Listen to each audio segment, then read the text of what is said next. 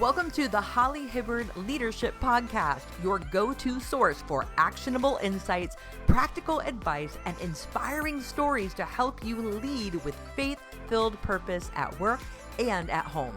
If you're looking to equip, empower, and encourage yourself to thrive in an ever-changing world, you're in the right place. I'm Holly Hibbard, and with over 20 years of experience as a science teacher, leadership coach, entrepreneur, and relationship mentor, I understand the challenges and growth opportunities that come with pursuing your passion. Whether you're chasing career goals, taking entrepreneurial leaps, or finally reaching for those long postponed ambitions, I'm here to help. So let's get comfortable having uncomfortable conversations and explore ways you can lead your family, lead your life, and find your calling with intention and faith. Hello, welcome back to the show. Today is a mega story time for all of you. And I think this is going to be an unconventional episode of the Leadership Podcast here because you all know me for talking mostly about your emotional intelligence, how to be a people-centered leader, how to define what it is you want in your life, how to set the goals and go for it.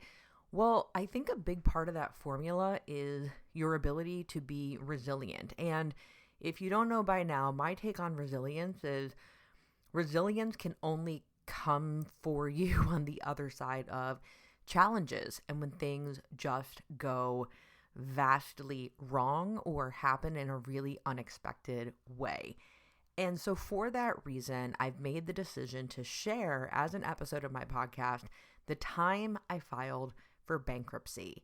This took me many years to be able to talk about in my personal life, let alone publicly, let alone mentioning it in a social media live stream, because there are so many things about that experience of going through bankruptcy that impacted me emotionally, but they were so embarrassing. It was incredibly humiliating. However, it did make me an incredibly resilient person. Also, I became far more educated on finances and money management and long-term wealth generation. And it's also on the other side of my bankruptcy that I launched my coaching business. My coaching practice was something that prior to my bankruptcy, I had going on in the background, but I didn't have the drive, the tools, the tenacity, the resilience, the thick skin I needed to build my coaching practice up until I went through bankruptcy. So this is not going to be an episode advocating for you or anyone to go through that, because just like I think resilience comes from really hard things we go through, I also know that resilience can come from challenging ourselves through great, positive, forward-moving goals as well. So I would not wish this on anyone to go through bankruptcy. And if you have, or if you or someone you are close to are on the verge of it, or maybe on the verge of it, or have a fear of it, use this episode purely as something to show you and remind you that there is an opportunity on the other side for you to still create your life the way that you want to create it.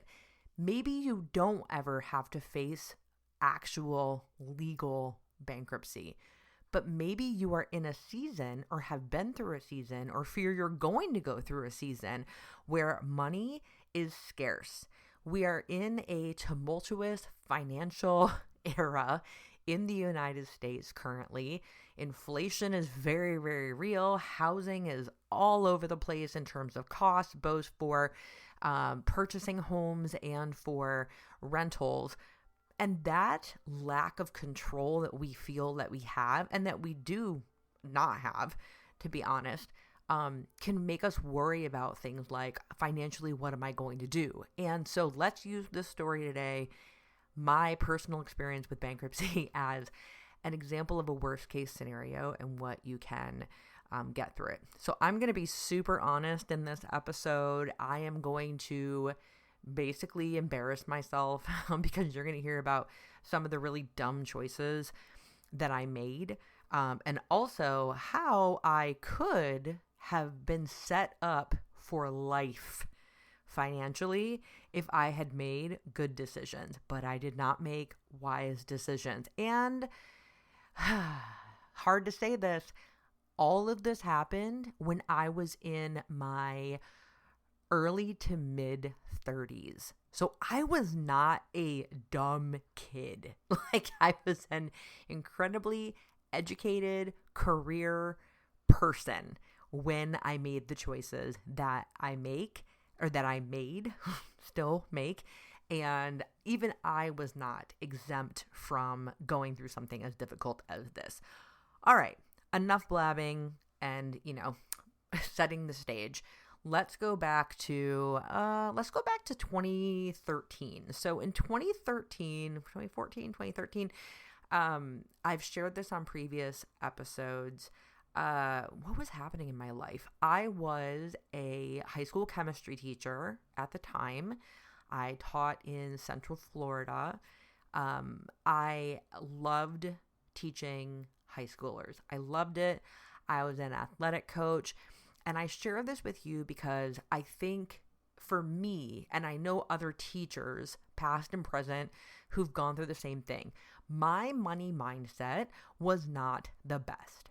At that point, I was on year 10 of a teaching career, and my income between year 2 and year 10 of being a teacher in the same district with more and more experience every year, my income never surpassed $45,000 a year.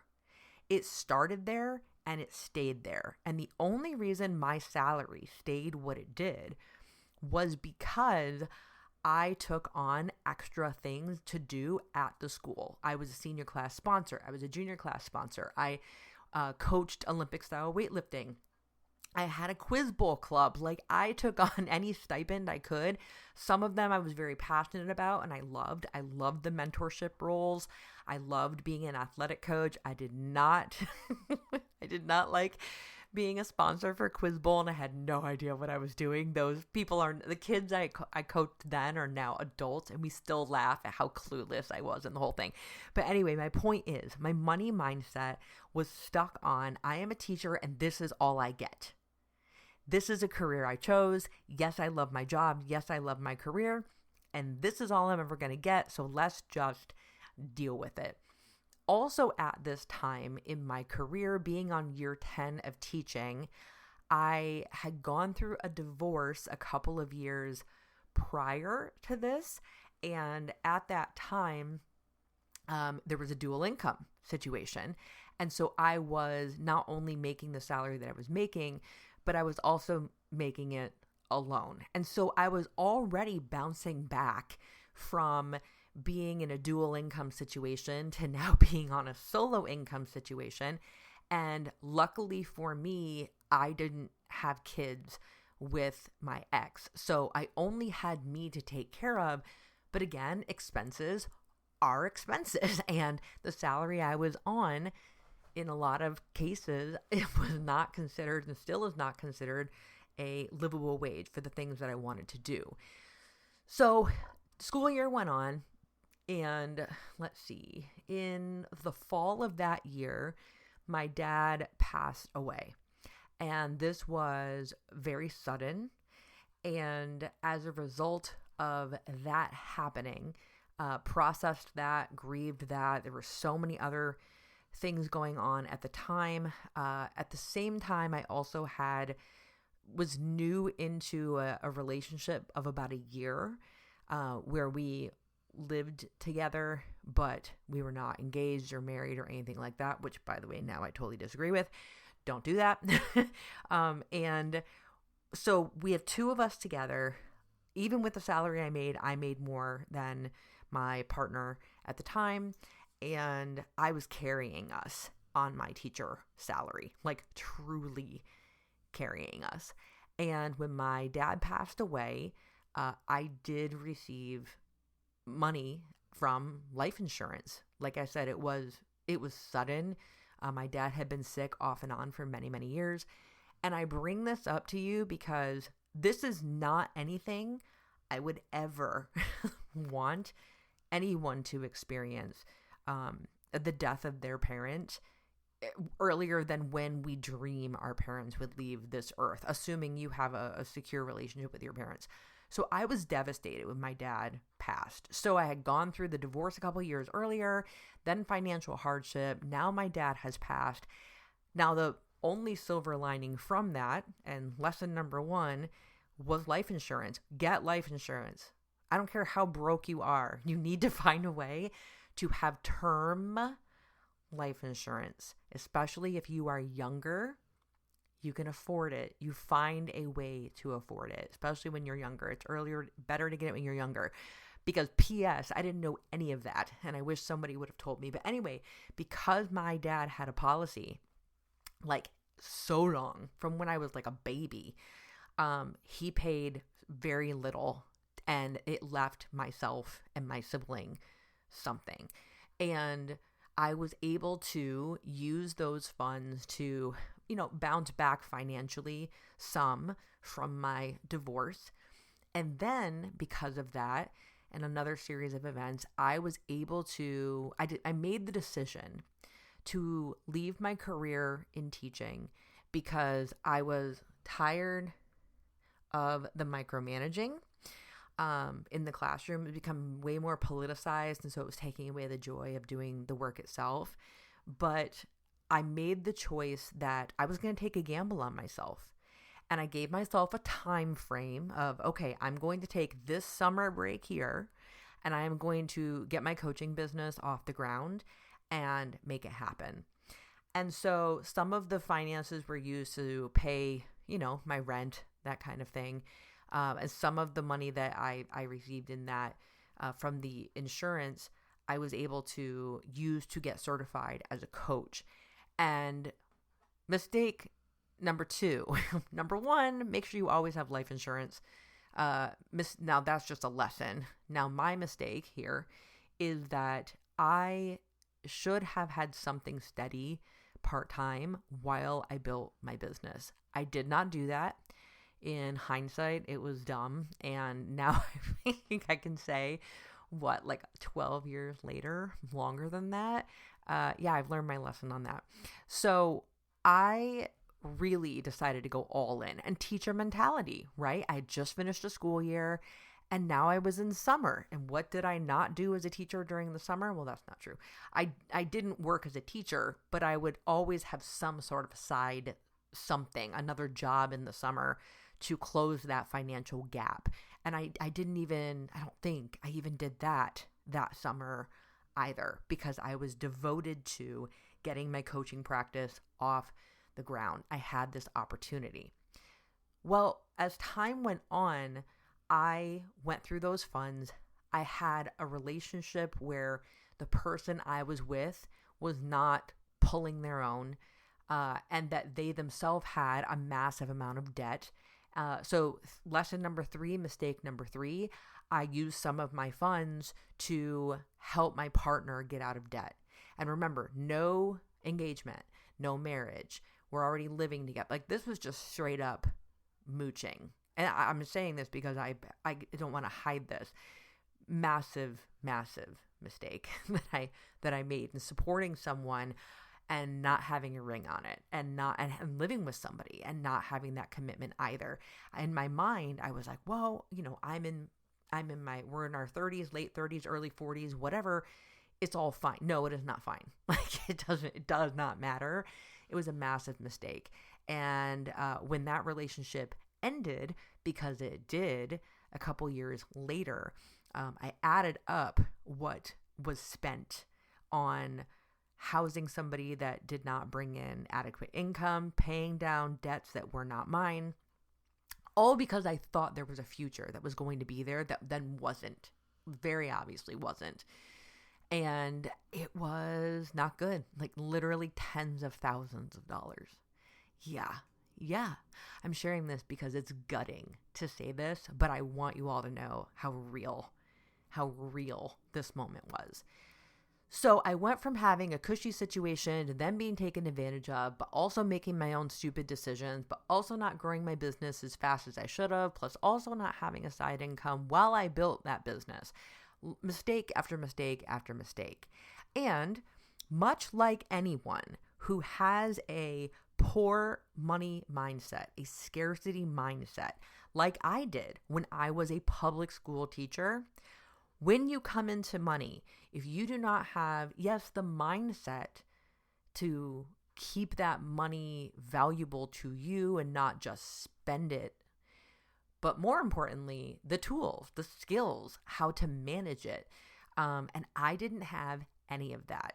And mistake number 4, I'm going to stop counting because I know there's so many mistakes in this story.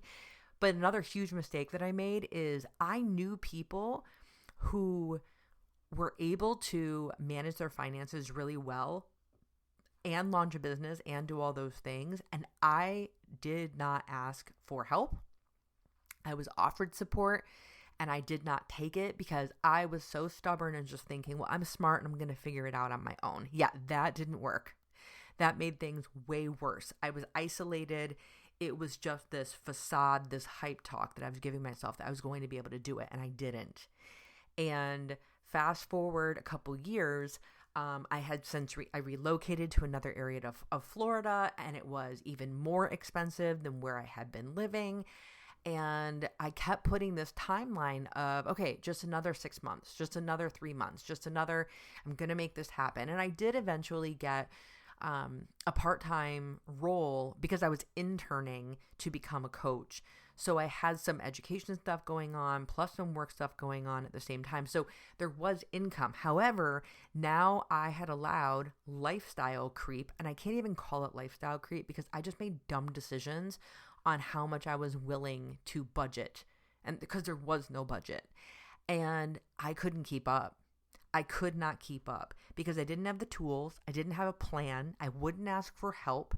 I was stubborn and saying I was going to figure it out all on my own.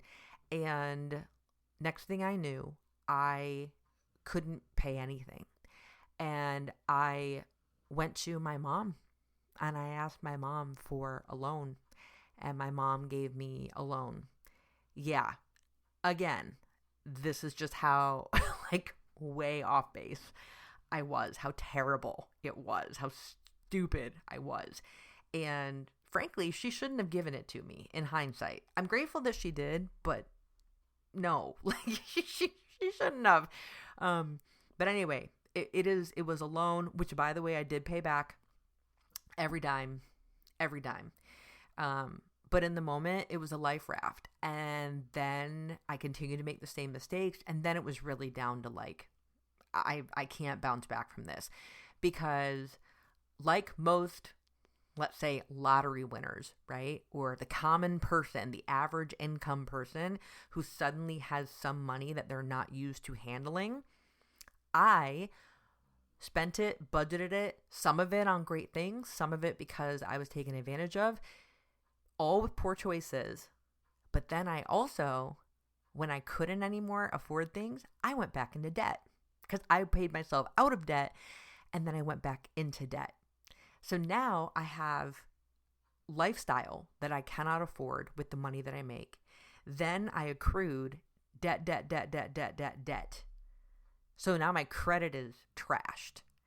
And I really had nowhere else to go, like nowhere. And I remember having this conversation with my brother, and my brother is the logical one. I'm the creative, and my brother is the logical one. Although, you know, I can be logical. I have a chemistry and a biology degree, right?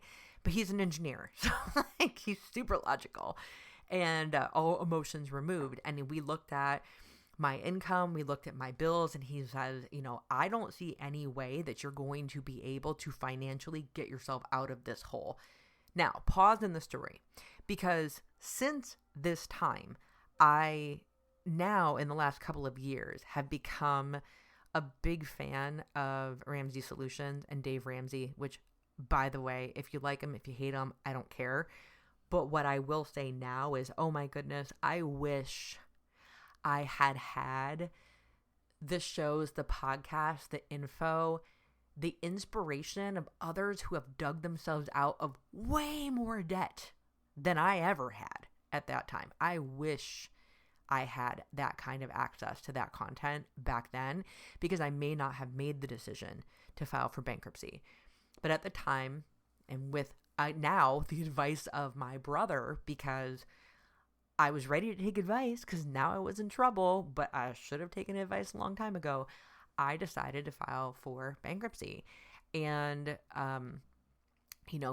my brother played a large role in it. Again, I was single at this time. So I was single it was just a long story. But anyway, I was single. I lived on my own. Again, luckily I didn't have kids, so I didn't have to worry about having to provide for anybody. So those of you listening that have had to take care of others, or you're feeling that way, oh my gosh, the pressure, I can only imagine, is much, much, much worse.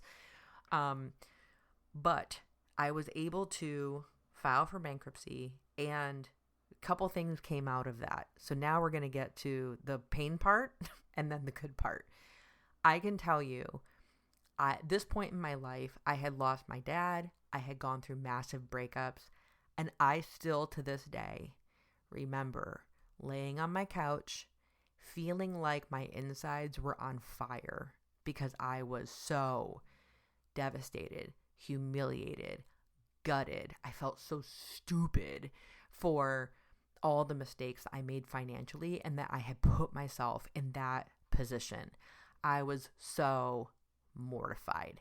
Felt like I could never tell anybody what I was going through. Not only that, but I was interning to be a leadership, transformational coach and speaker at the time. Hello, hypocrite, right? And I went through something that was so awful. But on the outside world, I was encouraging people on how to pull through the hard things they were going through, how to become tenacious, how to be resilient. But I was in it. I mean, I was really, really in it. In the pits, my emotions were just destroyed. So with the bankruptcy, my debt was cleared. But yes, then you have a mark on your record for 7 years. In fact, now it's been 8.5, almost 9 years. I don't even know now, but it's definitely more than 7 years for me. And I still have little things that show up here and there. My credit is great now. That's another story. But so I went through that, and I remember I had to sell almost everything that I owned because that's part of bankruptcy. I was able to keep my car, which I was fortunate for, although my car was on the fritz, and I had a cat and a dog, and I couldn't rent, and then I had pets on top of that. It was nuts. And I ended up finding a friend who became one of my best friends in the world, but an acquaintance at the time, who said I could rent a room in her townhouse.